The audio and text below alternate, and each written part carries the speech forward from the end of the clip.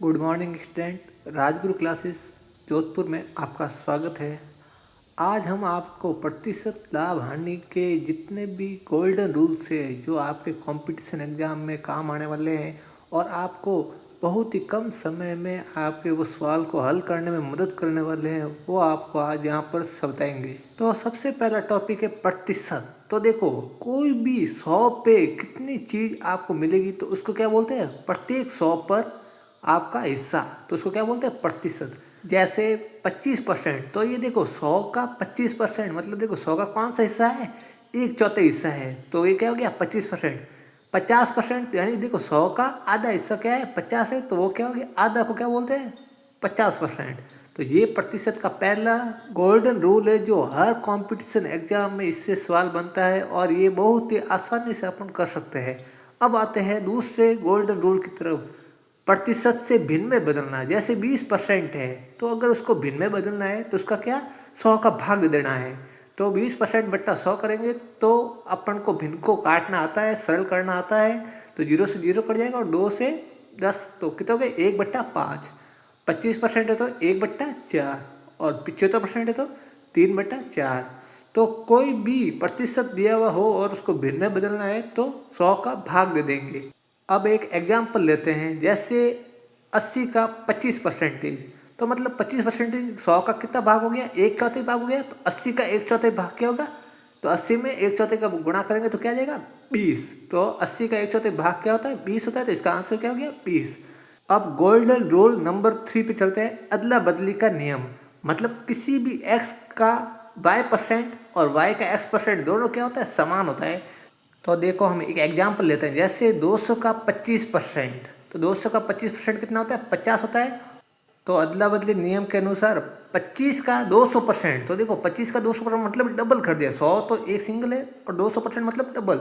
तो 25 का डबल हो गया 50। तो दोनों में क्या आएगा? बराबर आएगा। तो अब रूल नंबर 4 और 5 की तरफ चलते हैं, जो लाभ और हानि पर है। लाभ को प्रॉफिट मतलब selling price minus cost price, इससे हम क्या उस किसी भी चीज़ का प्रॉफिट निकाल सकते हैं। और लॉस निकालने के लिए cost price minus selling price, तो इससे उस वस्तु का लॉस निकल जाएगा। तो इसका फर्स्ट फॉर्मूला है प्रॉफिट परसेंटेज मतलब लाभ प्रतिशत। तो इसमें देखो लाभ कितना हुआ है? बट्टा क्रय मूल्य इंटू 100। और अगर हानि प्रतिशत निकालना है तो कितनी हानि हुई? बट्टा क्रय मूल्य इंटू 100। तो इससे क्या है? लाभ और हानि दोनों निकल सकते हैं। तो अब कंपटीशन एग्जामों के सवालों के हिसाब से हम एक उदाहरण लेते हैं। जैसे कोई भी चीज़ को आप अगर 100 से मानोगे तो वो सवाल इजी हो जाएगा। जैसे 20% प्रॉफिट, तो मान लो किसी भी चीज़ की सेलिंग प्राइस क्या है? 100 रुपये है और 20 रुपये का क्या हो गया? फ़ायदा हो गया है। तो 100 प्लस 20 कितने हो गए? 120। और अगर पूछिए 10% घाटा हुआ है, तो सेलिंग प्राइस क्या थी? 100 थी, तो उस बेचा कितने में? 90 में। घाटा 10 का हुआ तो 90 में बेचा है। तो इसके लिए अब किसी भी चीज़ का लाभ प्रतिशत और हानि प्रतिशत सीधा निकाल सकते हैं। तो लाभ प्रतिशत के लिए जो भी लाभ मिलता है उसको विक्रय मूल्य में जोड़ दिया जाता है, तो वो उसका लाभ परसेंटेज निकल जाता है। और अगर उसको घटा दिया जाता है तो उसमें क्या बनता है? लॉस यानी हानि प्रतिशत। अब इससे आगे अगला जो नियम है वो कंपटीशन में हर एग्जाम में एक ना एक सवाल जरूर पूछता है, चाहे कितने भी कंपटीशन एग्जाम में क्यों ना हो। जैसे कोई भी परसेंटेज, जैसे 10% की बढ़ोतरी हुई और 10% का घाटा हुआ है, तो हम लोग सोचते हैं कि बरोबर है, लेकिन वो बात नहीं है। इसमें अक्सर घाटा ही होता है। जैसे किसी वस्तु पर पहले 10% का फायदा हुआ और फिर 10% का घाटा हुआ, तो हम क्या सोचते हैं कि दोनों इक्वली हुए, लेकिन इसमें क्या होता है? 1% की हानि होती है। तो इसके लिए सूत्र क्या है? 1+x/100 bracket 1-x/100। तो a+b और a-b के फॉर्मूले से 1 का स्क्वायर 1 और x² -100। तो इसमें अगर 10% का घाटा हुआ है तो उसमें क्या होता है? 10 का स्क्वायर 100, तो 1% का हानि। अब देखो, जो अगले गोल्डन रूल है उसमें यह है कि अगर कोई भी, जैसे जनसंख्या में वृद्धि होती है या डिस्काउंट में वृद्धि होती है, जैसे 20% और 10% इंक्रीज हुए, तो टोटल मिला के कितने होने चाहिए? अपन सोचते हैं 20 और 10 बढ़ गए तो 30 हो गए, लेकिन यहाँ पर क्या होता है? यहाँ पर उससे अधिक होता है, यानी 32%। और अगर मान लो डिस्काउंट में जैसे पहले 20% की छूट कर दी है, फिर 10% की और छूट की है, तो टोटल मिला के 30% की छूट। लेकिन यहाँ पर ये क्या होता है? पहले 20% की और 10% की, तो इसमें फॉर्मूला होता है। तो अपन को 28% की छूट ही मिलती है। तो इसके लिए फॉर्मूला क्या है, x प्लस वाई बट्टा 100, और अगर डिस्काउंट में हो तो x plus y minus x y बट्टा 100। अगला गोल्डन रूल 12 और 13 का, हानि की भरपाई कैसे होती है। तो देखो, कोई भी अगर हानि की भरपाई के लिए करना है तो इसका फॉर्मूला है सीधा सीधा x बट्टा 100 माइनस एक्स इंटू 100। तो देखो, इसका एक एग्जाम्पल लेते हैं। जैसे मुझे किसी वस्तु पर 20% की हानि हुई है, तो अब मेरे को मेरी हानि को भरपाई करनी है, तो मुझे कितने परसेंट का फ़ायदा होगा, तब मेरे वो कम से कम इक्वल हो जाएगा।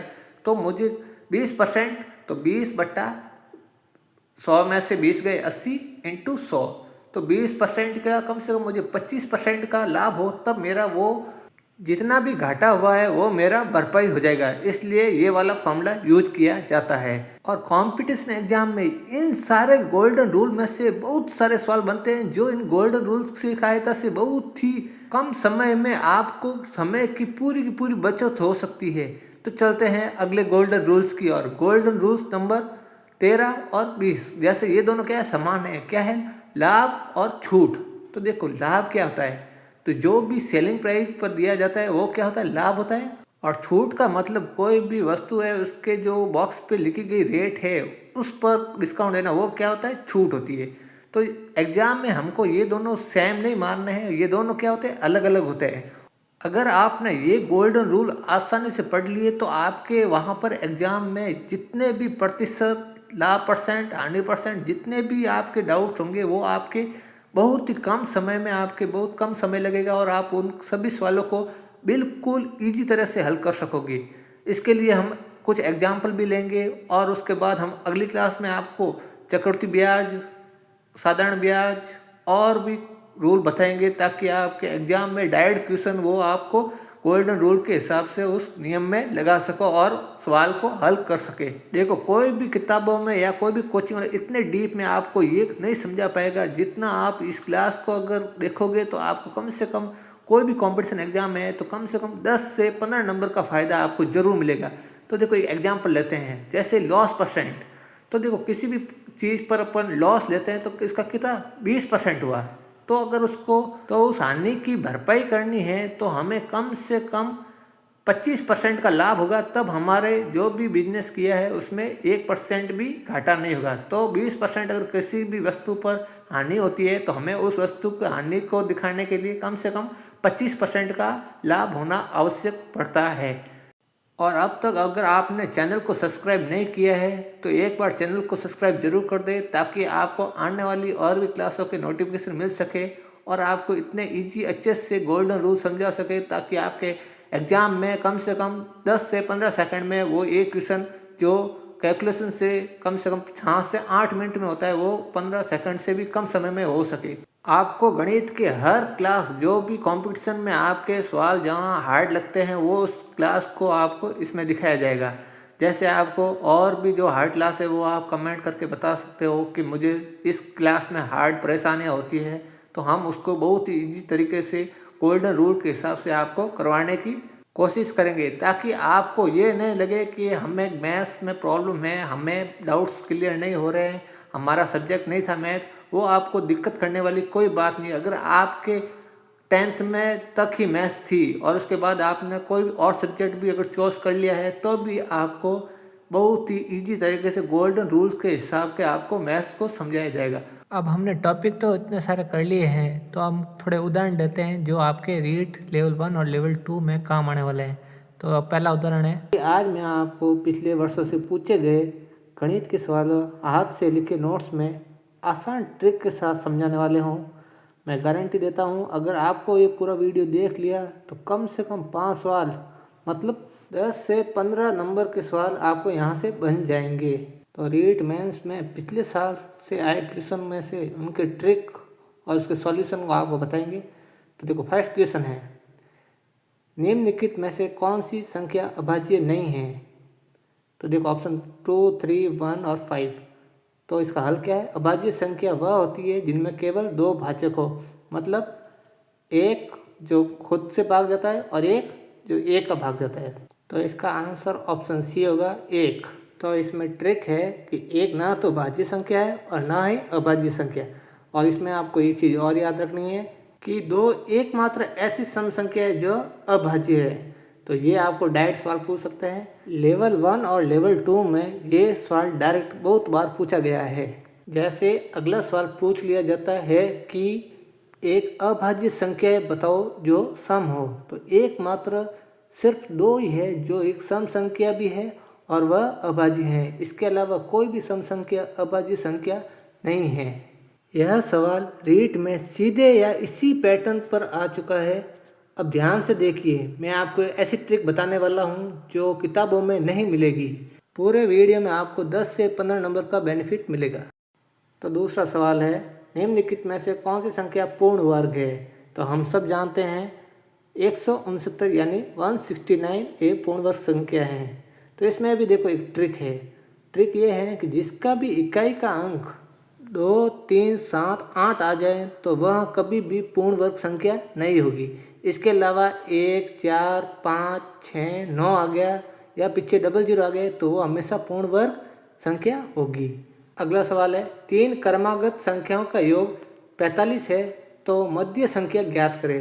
तो 45 में 3 का भाग देने पर 15 प्राप्त होता है, तो आंसर क्या आ जाएगा? 15 आ जाएगा। तो ट्रिक क्या है कि योग को 3 से भाग दे देंगे। अगला सवाल है, यदि कोई संख्या 3 और 5 दोनों से विभाज्य हो यानी दोनों से भाग जाता हो तो वह किससे विभाज्य होगी?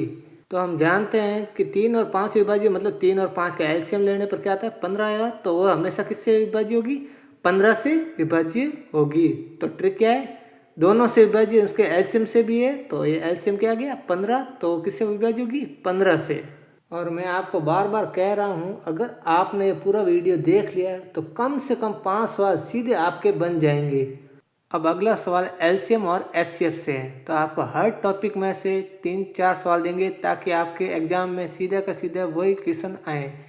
तो सवाल है, दो संख्याओं का एचसीएफ 6 है तथा संख्याओं का एलसीएम 72 है, तो उन संख्याओं का गुणनफल क्या होगा? बहुत इजी सवाल है, तो हम इसका आंसर करते हैं। तो देखो, किसी का भी गुणनफल क्या होता है? एचसीएफ और एलसीएम का गुणनफल होता है यानी गुणा होता है। तो 6 × 72 को गुणा करेंगे तो क्या आ गया? 432। तो उसका आंसर क्या हो गया? 6। तो ट्रिक क्या है? एलसीएम और एचसीएफ का गुणा ही उसका क्या होता है? गुणनफल होता है। अगला क्वेश्चन है क्वेश्चन नंबर 6। यदि दो संख्याएं सहअभाज्य हैं तो उसका एचसीएफ क्या होगा? तो हम सबको पता है सहअभाज्य संख्याओं में उनके दो गुणनखंड होते हैं, एक तो स्वयं और एक 1। तो उसका एचसीएफ हमेशा क्या होगा? 1 होगा। तो सहअभाज्य संख्याओं में हमेशा उनका एचसीएफ 1 होता है। तो ये सवाल भी हो गया है। अब देखो अगले सवाल करते हैं। तो प्रश्न नंबर 7 प्रतिशत के ऊपर है। तो 20% का 150 कितना होगा? तो इसका हल भी बिल्कुल ईजी है। तो देखो 20% मतलब क्या होता है? उस संख्या का 1/5वां भाग। तो 150 में अगर 5 का भाग देंगे तो हमें 30 प्राप्त होंगे। तो 20% का 150 कितना होता है? 30, जो कि इसका आंसर हो गया। तो आगे बढ़ने से पहले अभी शेयर बटन दबा दीजिए ताकि ऐसी क्लास रोज आपको मिलती रहे, जिसमें आपको ऐसी ट्रिक मिलेगी जो किताबों में कहीं नहीं मिल पाएगी। तो चलते हैं, आगे बढ़ते हैं इसके ट्रिक के लिए। तो ट्रिक है x% का y बराबर होता है y% का x। तो अब अगला क्वेश्चन नंबर 8। किसी वस्तु का मूल्य 10% बढ़ाकर फिर उसे 10% घटाया गया है तो परिणाम क्या होगा? तो इसमें हमेशा एक चीज़ याद रखनी है, कभी भी उतने ही परसेंट बढ़ाकर उतने ही परसेंट घटाया जाता है तो हमेशा उसमें कुछ न कुछ हानि होगी। हम ये सोचते हैं कि इतने ही परसेंट घटाकर उतने ही परसेंट बढ़ा दिए हैं तो कोई हानि नहीं होगी, लेकिन इसमें हानि होती है। तो इसका हल देखो, मान लो 100 रुपये है तो 10% की वृद्धि हुई तो 110, और वापस अगर 10% की कमी हुई तो 110 का 10% 99 होता है। तो देखो कितने परसेंट की हानि होगी? 1% की हानि हो गई। तो ट्रिक क्या है? समान परसेंट में वृद्धि और समान परसेंट में कमी हो तो हमेशा हानि होती है। और आप 100 मानकर आप उस सवाल को बहुत अच्छी तरह से कर सकते हैं। तो अगला सवाल अनुपात समानुपात का है। जैसे सवाल नंबर 9 में है 2 किग्रा और 500 ग्राम का अनुपात समानुपात ज्ञात करें। तो अनुपात और समानुपात निकालने के लिए पहले इकाई को समान करना पड़ेगा और उसके बाद उनका अनुपात समानुपात निकाल सकते हैं। जैसे 2 किलोग्राम का इकाई ग्राम में बदलने के लिए 1000 से गुणा किया तो 2000 और अनुपात 500, तो 4:1। तो ट्रिक क्या है, पहले इकाई को क्या करना है, समान करना है। अब अगले सवाल की ओर बढ़ते हैं। सवाल नंबर 10 में यदि A अनुपात B हो और B अनुपात C हो तो B का मान क्या होगा। तो अब नियम जाते हैं, A का गुणा D से होता है और B और C का आपस में गुणा हो जाता है, तो B² बराबर AC। तो आंसर क्या हो गया, B² बराबर AC। तो ट्रिक क्या है, मध्य समानुपाती का नियम। तो इसमें मध्य समानुपाती का नियम क्या है, मध्य वाली संख्याओं का गुणनफल और बाहर वाली संख्याओं का गुणनफल। अगला सवाल है क्वेश्चन नंबर 11, लाभ और हानि का। तो देखो प्रश्न है 10% लाभ और 10% हानि का कुल परिणाम क्या होगा। तो जस्ट अभी हमने ये सवाल किया था कि कभी भी किसी उसी संख्या से लाभ और उसी संख्या से हानि होती है तो उसमें क्या परसेंट होता है, हानि परसेंट होता है। तो देखो वही संख्या लेते हैं, 100 पर लाभ कितना 10%, तो 110, और फिर 110 पे 10% क्या होगी, हानि होगी। तो 110% का हानि का 10% 99, तो टोटल मिला के 1% की हानि हो गई। तो ट्रिक क्या है, 10% लाभ प्लस 10% हानि में क्या होता है, हमेशा 1% की हानि होती है। तो इसमें प्रतिशत वाले सवालों में कभी भी संख्याओं को अगर 100 से किया जाए तो वह सवाल बहुत इजी तरह से हो जाता है। तो कभी भी परसेंट वाले सवाल आ जाए और अगर आपको दिया हो तो उसे 100 मान लीजिए और उसके बाद उसको हल करें तो वो बहुत आसानी से हल हो जाएगा। क्वेश्चन नंबर 12 बीजगणित का है, तो है यदि 2x + 5 = 15 तो x का मान ज्ञात कीजिए। ये तो सबको आता है कि 2x, ये 15 यहाँ पर है, 5 माइनस का हो जाएगा और 15 में 5 गए 10 और 2 गुणा में इधर गए तो भाग में, तो x का मान क्या आ गया, 5 आ गया। तो इसमें कुछ नहीं, ट्रिक है, नॉर्मल है, रेखिक समीकरण का हल। वो नॉर्मल नियम है, वो आपको मैंने एक क्लास में लिखवा चुका हूँ, वो आपको उस क्लास में जाकर देखना है। अगला क्वेश्चन है प्रश्न नंबर 13, a + b का होल स्क्वायर। यह आपको सबको मालूम है, a + b का होल स्क्वायर डायरेक्ट फॉर्मूला भी याद है और उसको खोल भी सकते हैं। तो सीधा सीधा याद करना है, a का स्क्वायर + b² + 2ab। ट्रिक ये है, कभी भी याद रखना a + b का स्क्वायर ≠ a² + b²। डायरेक्ट मत खोल देना, इसमें ये डायरेक्ट फॉर्मूला है। तो a² + 2ab + b² होता है। a - b का होल स्क्वायर का भी फॉर्मूला होता है a² + b² - 2ab। a² - b² होता है a + b a - b। ऐसे बहुत सारे नियम हैं जो आपको लिखवाए हुए हैं। अगला क्वेश्चन है ज्यामिति से, प्रश्न नंबर 14, त्रिभुज के आंतरिक कोणों का योग कितना होता है। तो त्रिभुज के आंतरिक कोणों का योग सबको मालूम है कि 180 डिग्री होता है और त्रिभुज के बाह्य कोणों का योग तो होता है 360। तो त्रिभुज क्या, कोई भी बहुभुज, चतुर्भुज, पंचभुज, छठभुज, सप्तभुज, सबके बाह्य कोणों का योग 360 होता है और अंतःकोण का योग त्रिभुज का 180, चतुर्भुज का 360, पंचभुज का 540, तो ऐसे बढ़ता रहता है। अगला सवाल है समद्विबाहु त्रिभुज में कौन से कोण बराबर होते हैं। तो हम सबको मालूम है कि समद्विबाहु त्रिभुज में दो भुजाओं के सामने वाले कोण आपस में बराबर होते हैं। तो सामने वाले कोण, तब ट्रिक क्या है, दो बराबर भुजाओं के आधार कोण क्या होते हैं, बराबर होते हैं। अगला सवाल है प्रश्न नंबर 16, तो वर्त की सबसे बड़ी जीवा कौन सी होती है। तो देखो एक वर्त में हम अनंत जीवाएं डाल सकते हैं, लेकिन इसमें पूछ रहा है कि वर्त की सबसे बड़ी जीवा कौन सी होती है। तो सबसे बड़ी कहाँ बनेगी, जब केंद्र से होकर गुजरेगी तब वर्त की जीवा सबसे बड़ी बनेगी। तो वर्त की सबसे बड़ी जीवा कौन सी होगी, केंद्र से गुजरेगी वो। तो केंद्र से गुजरने वाली को क्या कहते हैं, वर्त का व्यास कहते हैं। तो वो जो वर्त का व्यास होता है वही वर्त की सबसे बड़ी जीवा कहलाती है। तो क्वेश्चन नंबर 16 तक हमने ट्रिक के साथ कर लिए हैं। तो ये ट्रिक्स आपको एग्जाम में बहुत से सवालों को हल करने के लिए काम आएगी। तो अगले क्वेश्चन के लिए बढ़ते हैं, क्वेश्चन नंबर 17। तो क्वेश्चन नंबर 17 है क्षेत्रमिति, मतलब क्षेत्रफल से संबंधित इसमें एक सवाल आएंगे, तो वो सारे क्षेत्रमिति में होंगे। तो सवाल है, क्षेत्रफल किस इकाई में मापा जाता है? तो हम सबको मालूम है कि क्षेत्रफल का इकाई का मापन हमेशा वर्ग में होता है। किसी का भी क्षेत्रफल निकालना हो तो इसका इकाई का मापन वर्ग होता है। तो ये ट्रिक क्या है, area equal to square unit, इसका इकाई मापन क्या होता है, स्क्वायर। अगला क्वेश्चन 18, घन का आयतन क्या होता है? तो घन का आयतन भुजा क्यूब होता है। इसी तरह एग्जाम में डायरेक्ट क्वेश्चन पूछ लिया जाता है कि बेलन का आयतन क्या होता है? तो बेलन का आयतन होता है पाई आर स्क्वायर एच। और शंकु का आयतन क्या होता है? तो 1/3 पाई आर स्क्वायर एच। इसी तरह गोले का आयतन 4/3 पाई आर क्यूब तथा अर्धगोले का आयतन 2/3 पाई आर क्यूब। तो ये सब आयतन डायरेक्ट आपको एग्जाम में पूछ सकते हैं। तो सीधा का सीधा ये फॉर्मूले याद करने से आपको एग्जाम में कोई प्रॉब्लम नहीं होगी। अब अगला सवाल 19वां सवाल है, यदि उत्तर की इकाई गलत है तो परिणाम क्या होगा? तो देखो, कभी भी किसी भी सवाल में कोई भी अगर इकाई अगर गलत होती है तो वो सवाल हमेशा गलत होता है। तो इसका आंसर क्या जाएगा, इकाई गलत होने पर उत्तर भी गलत माना जाएगा।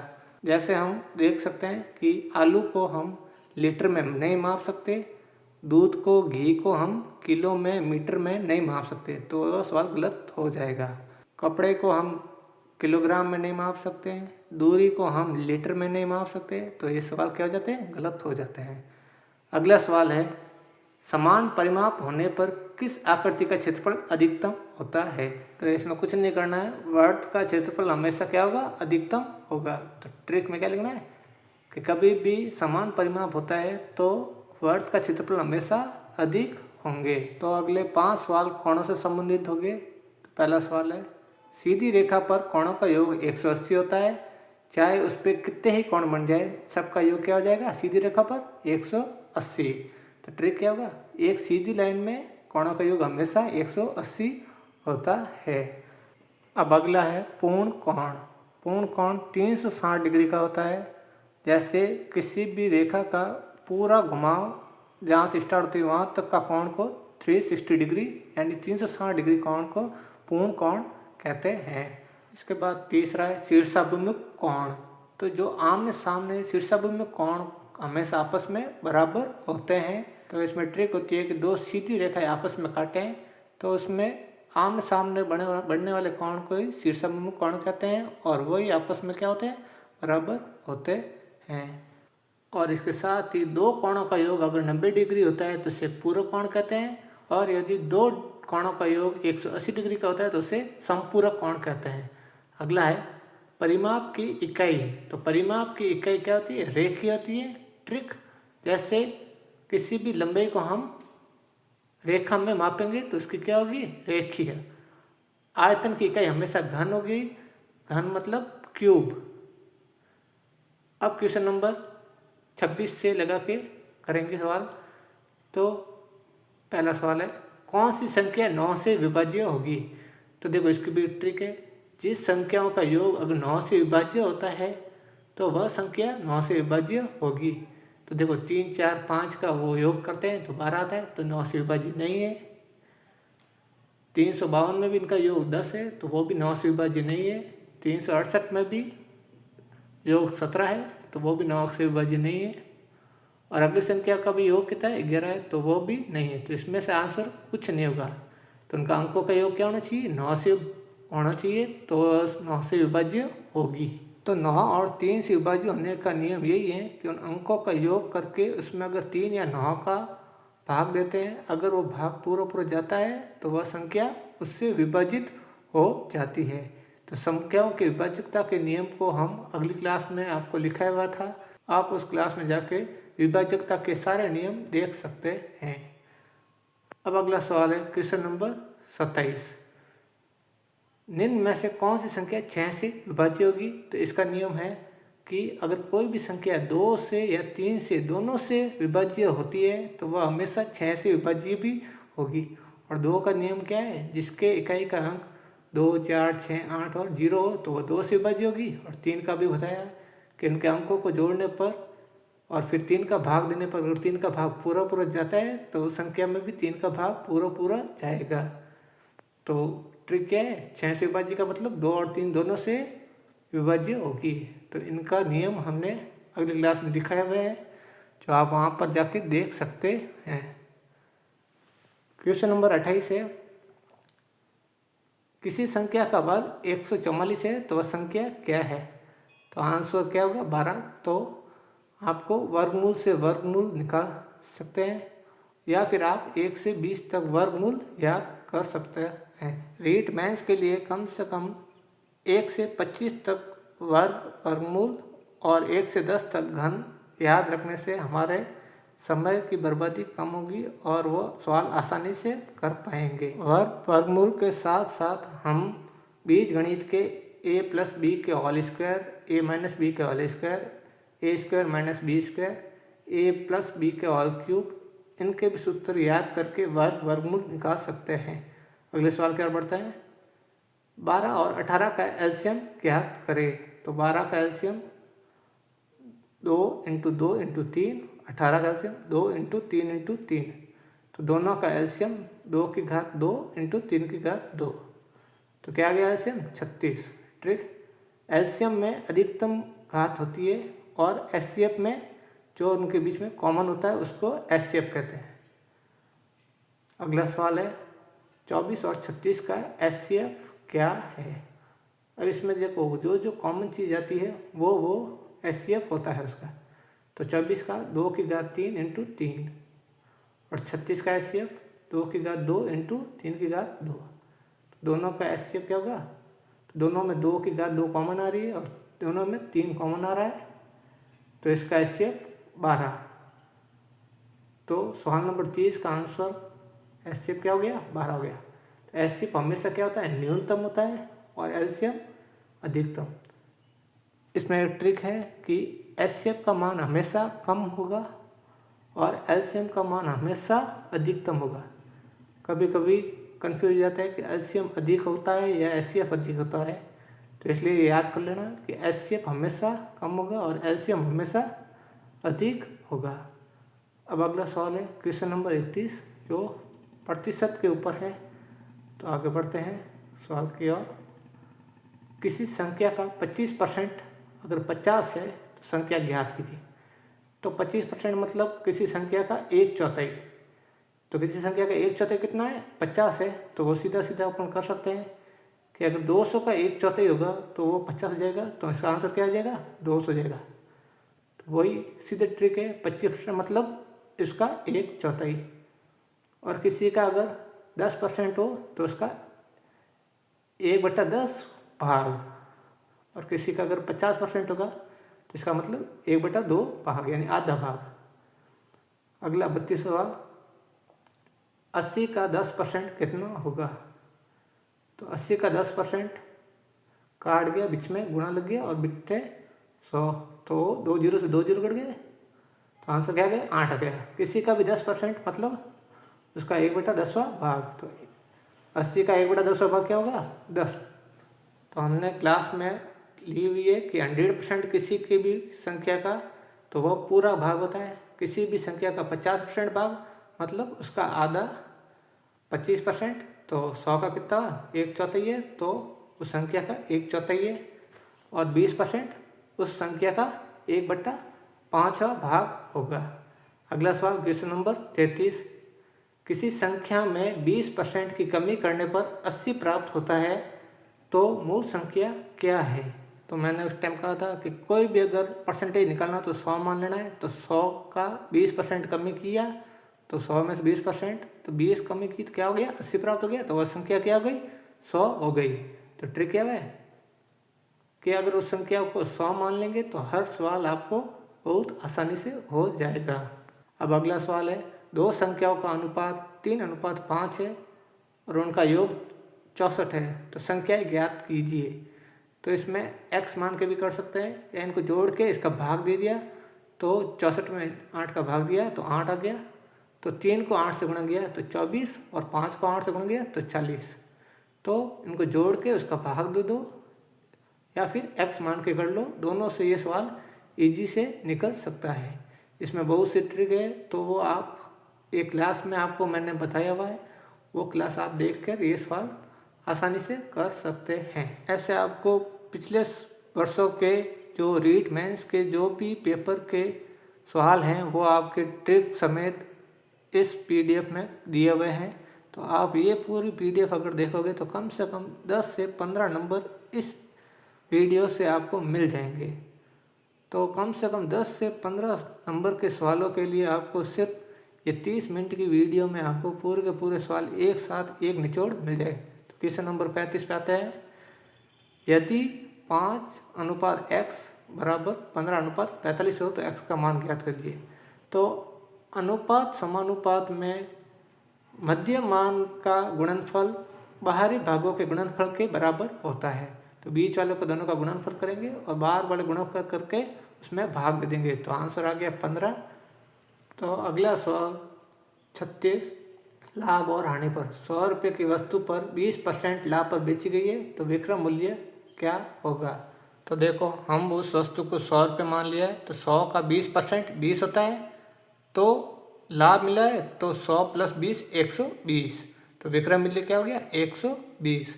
तो देखो ट्रिक वही एक सीधा का सीधा कि कोई भी वस्तु दी हुई है, कोई भी लाभ हानि कोई भी, तो उसको क्या मानना है 100 मानना है। 100 मानने से क्या हो जाएगा, सवाल बिल्कुल ईजी जाएगा और आपको करने में आसानी होगी। आपको इसी तरह आसान सवालों के ट्रिक के लिए चैनल को सब्सक्राइब करें तथा शेयर करें ताकि और भी साथियों को रीट मेंस में 10 से 15 नंबर का फ़ायदा मिले। तो ये चैनल सब्सक्राइब करें तथा आगे वाले सवालों को हल करते हैं। तो देखो इतने सारे ट्रिक के बाद क्वेश्चन नंबर 37। अब 10-15 मिनट की क्लास बची है तो तक आप ध्यान से देखते हैं। क्वेश्चन नंबर 37 करता है, 200 रुपये की वस्तु 10% हानि पर बेची गई है तो हानि कितनी होगी। तो 100 रुपये पर 10% की हानि तो 10 रुपये की हानि होती है, तो 200 रुपये पर 20 रुपये की हानि, तो हानि कितने परसेंट हो गई 20% हानि। देखो इतने सवाल है जो इतने इजी तरीके से इतनी शॉर्ट ट्रिक दे के आपको कोई भी नहीं समझा पाएगा। आपको ये सब किताबों में नहीं मिलेगी और ना ही कोई आपको ये सब बता पाएगा। तो ये सवाल बिल्कुल आसान भाषा में आसान तरीके से जो लेवल 1 और लेवल 2 दोनों के लिए काम आ सकते हैं, आपको इस वीडियो में पूरा का पूरा बताया जाएगा। तो वीडियो के अंत तक बने रहे और पूरे सवालों के हल और ट्रिक्स एक साथ करें। तो अगला सवाल है क्वेश्चन नंबर 38, बीजगणित का है। तब तक अगर आपने चैनल को सब्सक्राइब नहीं किया है चैनल को सब्सक्राइब कर दें। यदि x + 7 = 15 है तो x का मान ज्ञात करें। तो देखो यहाँ पर x के साथ प्लस में 7 है, उधर जाएगा तो माइनस में जाएगा, तो 15 - 7, तो सीधा सीधा आंसर निकल रहा है 15 में से 7 गए 8। तो बस ये सब नियम जो x के साथ गुणा में वो भाग में होता है, भाग में वो गुणा में हो जाता है, प्लस में तो माइनस का हो जाता है और माइनस का है तो प्लस में, ये आपको नियम सब के सब लिखा चुका हूँ अगली क्लास में। अब आप अगला क्वेश्चन करते हैं। क्वेश्चन नंबर 39, यदि 3x = 27 हो तो x का मान। तो वही 3x मतलब x के साथ गुणा में तो उधर जाएगा तो भाग में जाएगा, 27 में 3 का भाग 9। तो ये गुणा का उल्टा नियम है, वो आपको मैंने पिछली क्लास में करवा चुका हूँ। इसी के साथ साथ अगला सवाल 40वां, ये x वाले बीज गणित वाले क्वेश्चन है सब के सब। 2 कोष्टक x + 3 = 14। तो 2 यहाँ पर देखो गुणा में, उधर गया तो भाग में, तो 14 में 2 का भाग गया 7, तो x + 3 = 7, और 3 यहाँ पर क्या है प्लस में, उधर गया तो माइनस में, तो 7 - 3 = 4। तो आंसर क्या आ जाएगा 4। ट्रिक है पहले कोष्टक घटाओ, मतलब 2 गुणा में उधर भाग में लेके जाओ। तो यहाँ पर x की जो मान है वो आपके एक पूरी क्लास दी हुई है, वो आप वहाँ पर जाके कर सकते हैं। क्वेश्चन नंबर 14 में ज्यामिति से संबंधित है, मैंने आपको लिखवा चुका हूँ। सीधी रेखा पर बने 2 कोणों में से एक कोण 65 है तो दूसरा कितना होगा। तो मैंने जस्ट अभी आपको पहले वीडियो में बता चुका हूँ कि 2 कोणों का योग कितना होता है 180। सरल रेखा पर 2 कोणों का योग कितना 180 होता है। तो अगर एक कोण 65 है तो दूसरा 180 में से 65 को घटा देंगे तो 115 हो जाएगा। तो दूसरा कोण क्या हो जाएगा 115।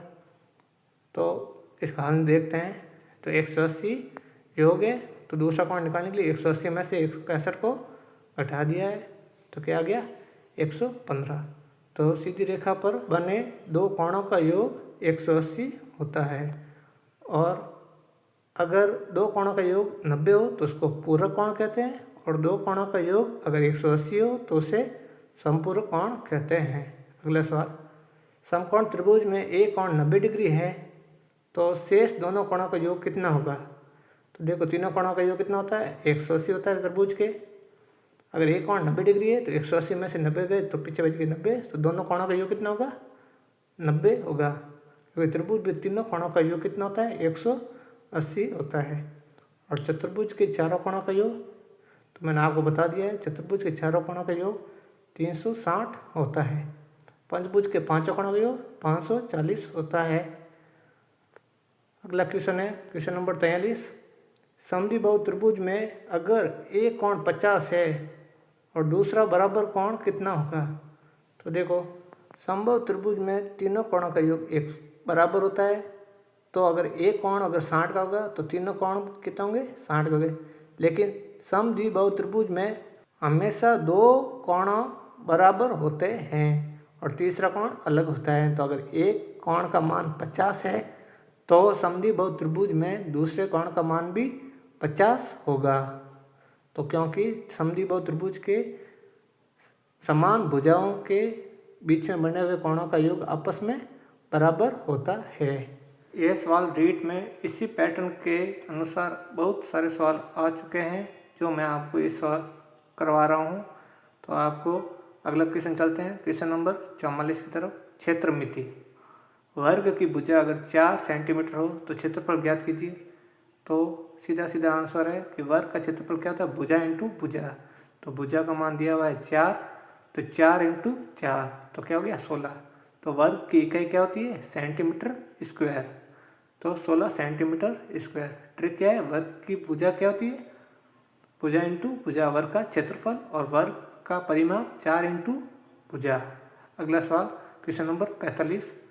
आयत की लंबाई 10 सेंटीमीटर और चौड़ाई 5 सेंटीमीटर है, तो आयत का परिमाप ज्ञात कीजिए। तो देखो आयत का परिमाप का फॉर्मूला है 2 इंटू लंबाई प्लस चौड़ाई। तो देखो 2 का 2 ऐसा कैसा, लंबाई दी हुई 10 प्लस चौड़ाई दी हुई है 5, तो 10 और 5 15 और 15 इंटू 2 बराबर 30। तो आयत का परिमाप 30 सेंटीमीटर।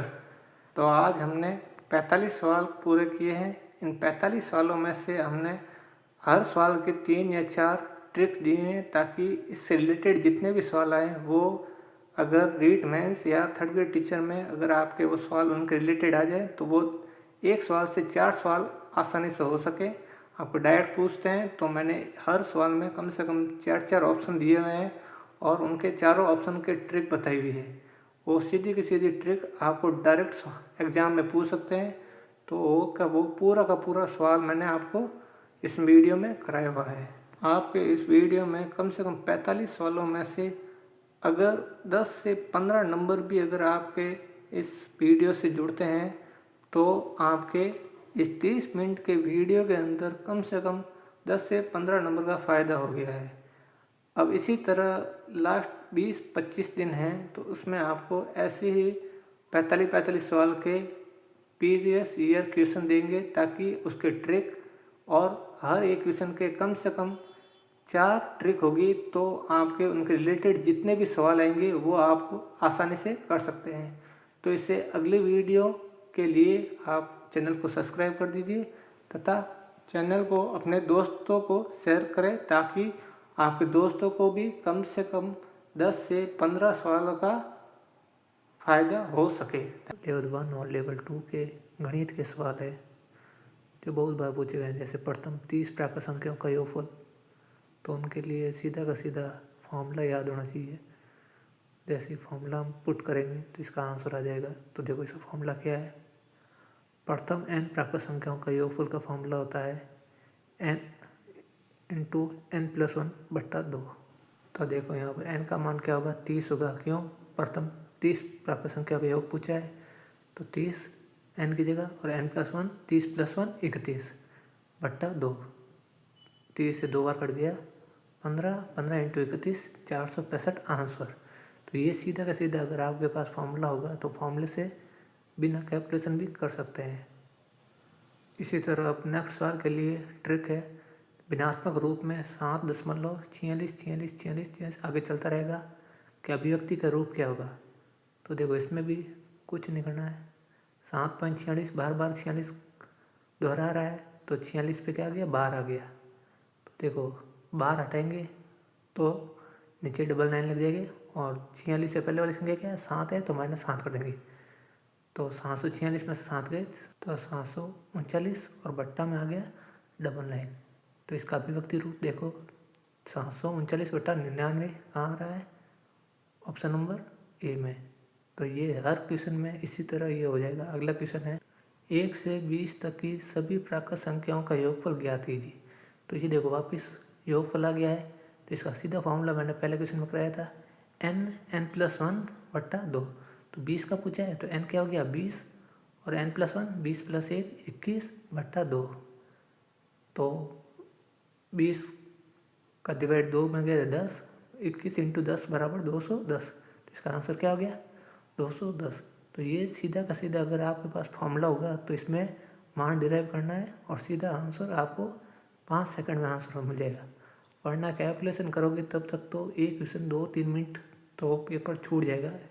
इस क्लास में हम आपको सिर्फ वही बताएंगे जो आपके एग्ज़ाम में रीट मेंस में काम आने वाले हैं, और इसमें शॉर्ट ट्रिक है जो आपको बिल्कुल आसानी से उस सवाल को कर सकते हैं। तो अब इसी तरह अगला सवाल है, एक षटभुज में कितने विकर्ण खींचे जा सकते हैं। तो इसका भी सीधा डायरेक्ट फॉर्मूला है कि अगर कोई भी षटभुज का कोई भी सवाल हो तो उसमें क्या करना है, तो इसमें बहुभुजों का विकर्ण ज्ञात करने के लिए फॉर्मूला क्या है, ये देखो लिखा हुआ है। बहुभुज के विकर्णों की संख्या क्या होती है, n-3/2। अब n यहाँ पर क्या है कि कितने भुजाओं का है। जैसे चतुर्भुज होगा तो n का मान 4 होगा, पंचभुज होगा तो n का मान 5 होगा, छठभुज होगा तो n का मान 6 होगा और सप्तभुज होगा तो n का मान 7 होगा। इसी तरह ये चलता रहेगा। तो n का मान रखेंगे और वहाँ पर विकर्णों की संख्या आ जाएगी। तो विकर्णों की संख्या क्या हो गई है, तो देखो छठभुज है तो भुजाओं का मान 6, 6 6 - 3, 6 में से 3 गए 3, 6 × 18 और भाग दिया 2 का तो 9।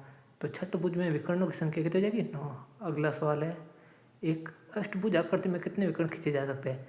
पहले छठभुज था अब अष्टभुज है। तो देखो वही सेम फॉर्मूला है, अगर किसी में भी कोई भी समूह में विकर्णों की संख्या ज्ञात करनी है तो उसका फॉर्मूला है n(n-3/2).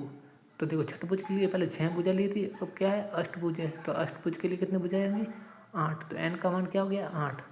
तो अगर जैसे n का मान 8 रखेंगे तो अंदर वाले n 8 - 3, तो 8 में से 3 गए 5 और बट्टा में क्या है 2। तो 8 × 5 = 40 और इसका 2 का भाग दिया तो क्या हो गया 20। तो अष्टभुज में विकर्णों की संख्या कितनी हो गई 20। देखो ये क्लास आपको सिर्फ रीट मेंस के जो शॉर्ट ट्रिक है इसमें कम से कम 15 नंबर एज इट इज आने वाले। अगर आप इस क्लास में अगर ये क्लास देख लेते हो, ये कम से कम 10-15 मिनट की क्लास आपके कम से कम 6 से 7 सीधा ट्रिक वाले क्वेश्चन जो हर बार ये क्वेश्चन आपके रीट मेंस में पूछे जाते हैं वो एज इट इज यहाँ से सेम टू सेम उतरेंगे। और आपको वो सवाल हल करने के लिए शॉर्ट ट्रिक दी गई है, आप हल करोगे उसमें बहुत टाइम लगेगा। उस टाइम बचाने के लिए आपको ये क्लास दी गई है ताकि ये आपके आगे उपयोगी हो सके। और देखो अगला क्वेश्चन है, यदि √24 का मान 4.899 है तो √8/3 का मूल्य क्या होगा। तो ये भी देखो बहुत ईजी है। √24 का मान दिया हुआ है तो देखो 8/3 को अगर 24 बनाना हो तो ऊपर नीचे 3 से गुणा कर लेंगे। तो ऊपर जैसे 3 से गुणा किया तो 8 × 24 हो गया और नीचे 3 से गुणा किया 9। तो √24 का मान दिया ही है तो 4.899 ले दिया और √9 का मान हमको पता ही है 3। तो 4.899 में 3 का भाग दिया तो उत्तर आया है 1.633। तो ये देखो ये वाले सारे के सारे सवाल है उसमें शॉर्ट ट्रिक बताई गई है। अगर आप उन शॉर्ट ट्रिक के द्वारा ये सवाल करोगे तो आपके एग्ज़ाम में कम से कम 7 से 10 मिनट या कम से कम 15 मिनट आपके बच जाएंगे। अगर आपको ये शॉर्ट ट्रिक आपको मालूम होगी, आपको ये फॉर्मूले मालूम होंगे, ये आपको बुक में कहीं नहीं मिलेंगे। आपको जो भी ये फॉर्मूले हैं वो सारे के सारे यहाँ पर ट्रिक के माध्यम से समझाए जाएंगे, ताकि आपके वहाँ पर टाइम बचत हो और सवाल देखते ही 5 सेकंड में ये सवाल एक हो जाए।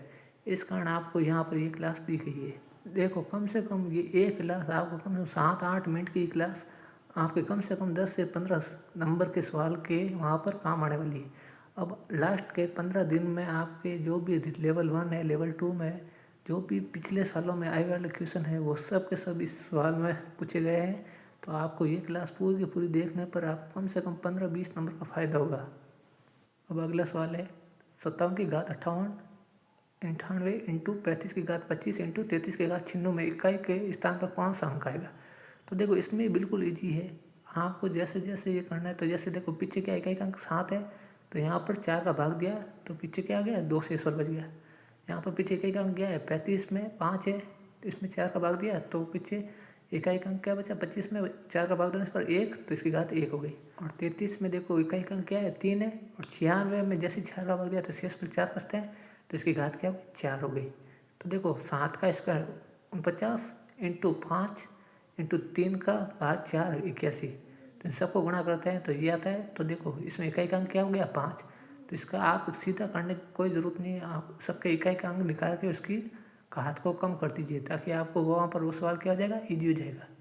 आपको ये पूरा सॉल्यूशन करते हो, इससे तो अच्छा आपको कम से कम ये ट्रिक आपको याद होनी चाहिए कि किसी की घात को कम करना है, उसका भाग देना है, वो आपको ईजी पड़ जाएगा। अगला सवाल है, अब देखो प्रथम 50 विषम संख्याओं के गुणनफल का योगफल क्या होगा। तो देखो इसमें भी आपको सीधा सीधा फॉर्मूला है कि आपको अगर प्रथम n विषम संख्याओं का योगफल का फॉर्मूला पूछे तो देखो फॉर्मूला क्या है, प्रथम n विषम संख्याओं का योगफल n स्क्वायर। अब n कितने हैं 50 है, क्यों कि यहाँ पर प्रथम 50 पूछे हैं, अगर 25 पूछते हैं तो n का मान क्या हो जाता 25 हो जाता। तो वहाँ पर ये फॉर्मूला था कि अगर कोई संख्या है उनका योग तो उसका n+1/2 होता, और इनके लिए गुणनफल पूछे तो उसके लिए क्या होगा n का स्क्वायर। तो 50 पूछ रहा है तो 50 का स्क्वायर, 50 का स्क्वायर कितना होता है, तो देखो 5 का 25 और 0 का 00, तो 50 का स्क्वायर क्या हो गया 2500। तो ये स्क्वायर भी आपको ट्रिक के माध्यम से याद करना होगा, ताकि आपके वहाँ पर एग्जाम में कोई भी गुणा भाग करने में टाइम ना लगे। आपको जो भी सवाल है उसमें शॉर्ट ट्रिक आपको जो भी बेसिक है वो आपको हर क्लास में बताया जाएगा। आपको इस क्लास में सिर्फ इम्पोर्टेंट क्वेश्चन जो आपके रीड लेवल 1 और लेवल 2 के लिए है। अब देखो अगला सवाल करते हैं। अगला सवाल है 0 से 99 तक की सभी संख्याओं में 3 अंक कितनी बार आया है। तो अगर मान लो 0 से 99 तक 3 बोले, 1 बोले, 2 बोले, 4 बोले, 5, 6, 7, 8 जितने भी अंक के बोले तो उनके लिए सबका लिए एक ही है। तो आपको ये एक सीधा का सीधा याद करना पड़ेगा। तो देखो कोई भी 0 से 99 तक की सभी संख्याओं में 3 अंक कितनी बार आएगा 20 बार। तो देखो एक के लिए भी कितनी बार आएगा 20 बार ही आएगी, 2 भी 20 बार आएगी, 3 भी 20 बार आएगी, 4 भी 20 बार आएगी, 5 भी 20 बार, 6 भी 20 बार, 7 भी 20 बार और 8 भी 20 बार, 9 भी 20 बार। तो आपको ये सवाल आपको सीधा एक का याद कर लो तो आपको सारे के सारे सवाल याद हो जाएंगे।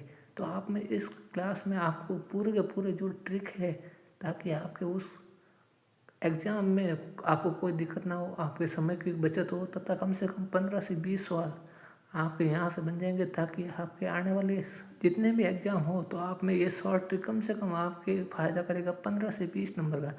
आपके ये जितने भी सवाल है तो आपको ये रीट मेंस या रीट प्री में भी आपको ये सवाल देखने को मिलेंगे। तो आपको ये सवाल कम से कम एक बार तो देख के जाना ही पड़ेगा। देखो ये जितनी भी ये क्लास है ये आपकी लंबी नहीं करेंगे, इसमें आपको सिर्फ शॉर्ट ट्रिक जो क्वेश्चन आपके आने वाले हैं जो इम्पोर्टेंट है, ज़्यादातर तो इम्पोर्टेंट सबसे ज़्यादा लेवल 1 वालों के लिए, क्योंकि ये सीधे सीधे डायरेक्ट एज इट इज़ सवाल पूछे जाते हैं। और आपको ये सवाल अगर एक बार देख के चले गए तो आपको कम से कम ऐसा का ऐसा ये सवाल अगर एग्जाम है और सीधा का सीधा आंसर दिया तो कम से कम 1 सेकंड में आपका ये सवाल हल हो जाएगा। इस कारण आपको ये कम से कम 10 से 15 मिनट की एक वीडियो होती है, कम से कम ये शॉर्ट ट्रिक की है, ताकि एग्जाम में जो भी एज इट इज सवाल है वो आप कर सके। आपको और भी वीडियो जानने के लिए कम से कम एक बार इस चैनल को फॉलो करें, सब्सक्राइब करें, तथा आपको जो भी अगली क्लास आने वाली है तो आपको नोटिफिकेशन ज़रूर मिलेगा। धन्यवाद।